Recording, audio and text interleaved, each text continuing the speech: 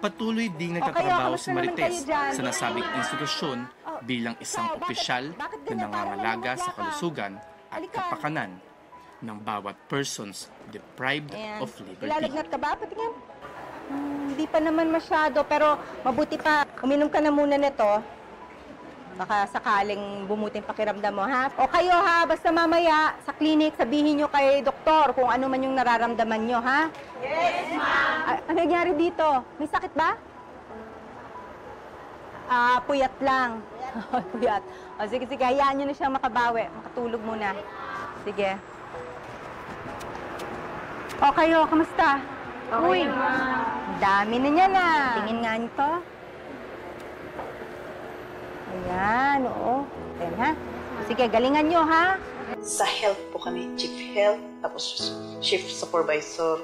Tapos may program kasi yung BGMP na yung IWD, Inmates Welfare Development. Doon ako naka-focus po, sir.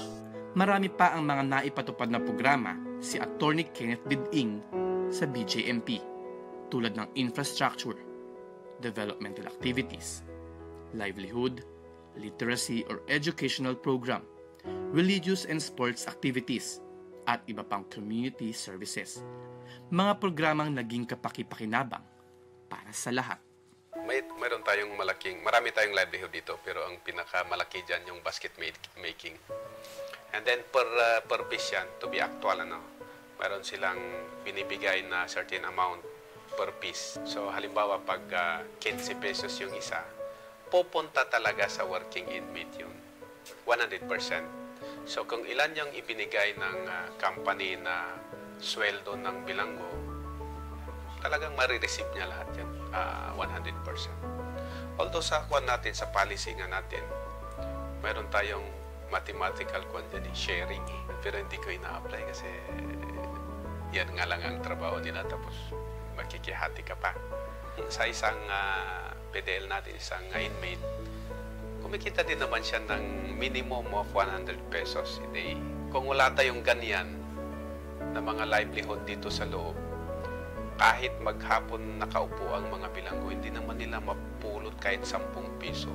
Meron tayong SSS Alcansya program diyan kasi may ganyan na program kasi ang SSS ngayon. So nakipag-tie up tayo sa kanila, kaya nag-provide din sila ng Alcansya. 10 pesos lang naman yung nire-require ng SSS. And then every end of the month, pumupunta dito yung representative ng SSS para kolektahin. Sa education naman, given na yung ALS natin kasi may ALS program ang DepEd ngayon. So ang ALS, ang kinikater lang ng ALS ay elementary at saka high school. Ngayon, pagka nag-graduate kasi sila ng high school, stop na doon kung hindi pa sila lalabas dito, kung hindi sila lalaya, di ba?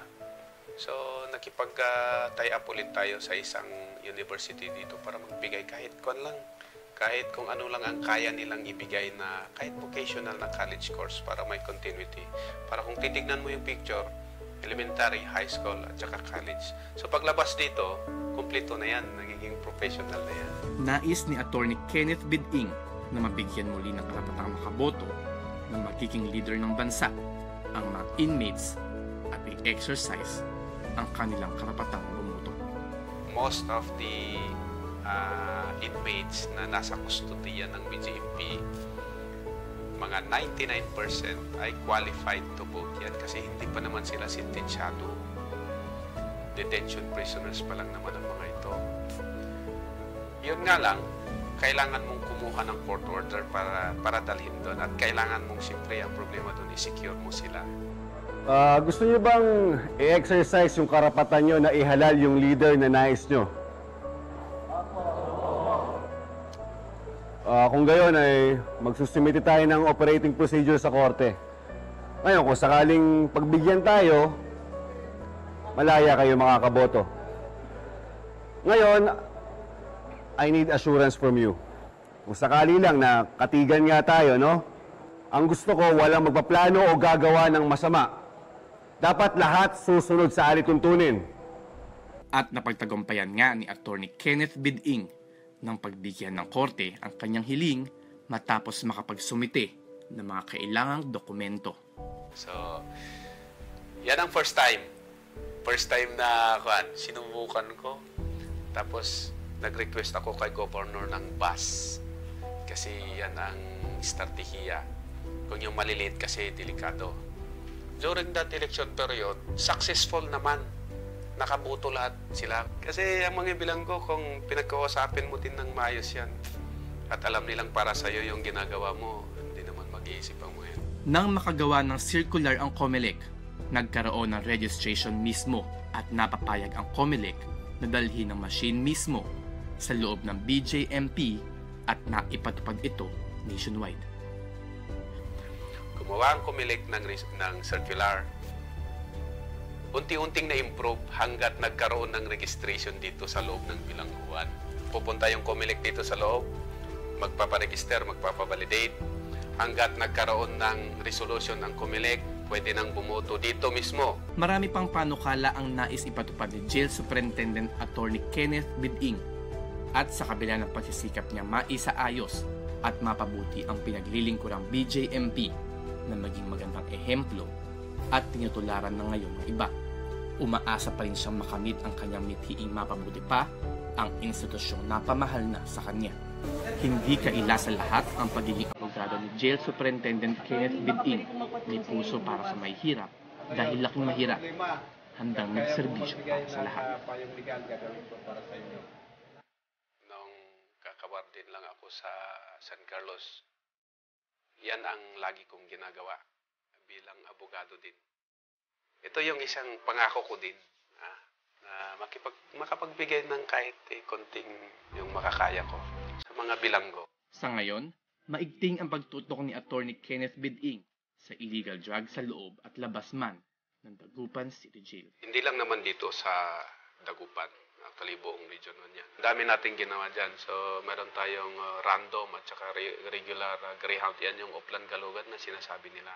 Sa jail talaga, part ng objective ng warden yan na drug-free talaga.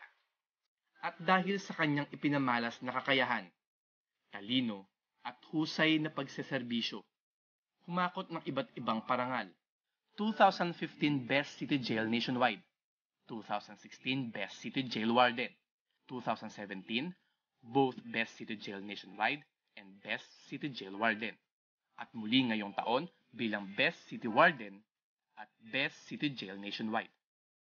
Meron ding Presidential Award at marami pang iba. Siyempre yung pamilya ko. Alam mo, nanggaling ako sa napakahirap na pamilya. So, yan lang naman ang iniisip ko dyan. And of course, my family also. Talagang marespeto siya sa mga magulang niya, sa mga ahit mo. Walang sinusumpatan. Malaya ko, wala akong pinag-aralan. Hindi ako, kahit nagkamali ako, hindi ako inaamin. Magandang tularan, yung sipag niya, yung kagalingan niya, yung pag-uugali niyang mapagbigay, hindi mayabang. Wala akong nakitang nag-pride, wala akong nakitang nagmayabang. Yung nakikita ko lagi is yung mapagbigay siya. Lagi niya akong pinapaaralan na magtrabaho ng mabuti, magtrabaho ng pagkagawa ng masama. Thank you for everything, for supporting us and all, and we love you guys. I'm so proud of you and thank you for everything kasi hindi ka nagsawa to support us kahit anong ginagawa namin sa school or extracurricular, and yeah, I love you. Isang simpleng alagad ng bayan, serbisyong maaasahan. Yan si Jail Superintendent Attorney Kenneth Biding. Isinilang na mahirap, may pusong magsilbi para sa mahihirap. Hindi naghahangad ng malaki para sa sarili. Ngunit umaasam ng malaking pag-asa para sa mas nakararami.